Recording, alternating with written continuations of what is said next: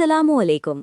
दुनिया भर के मुसलमान इस वक्त ईद उल फित्र के इंतज़ार में हैं, लेकिन सऊदी अरब से आने वाली ताज़ा खबर ने सबकी तवज्जो अपनी तरफ खींच ली है।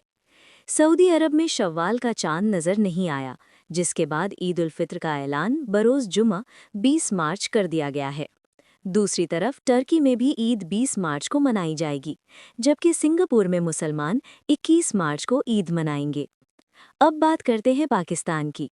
पाकिस्तान में शव्वाल का चांद देखने के लिए रुअते हिलाल कमेटी का अहम इजलास कल बुलाया गया है, लेकिन महकमाए मौसमियात के मुताबिक चांद नजर आने के इम्कानात काफ़ी कम हैं।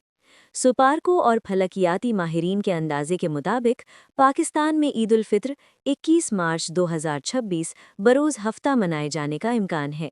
ताहम आखिरी और हतमी फैसला मरकज़ी रुअते हिलाल कमेटी ही करेगी।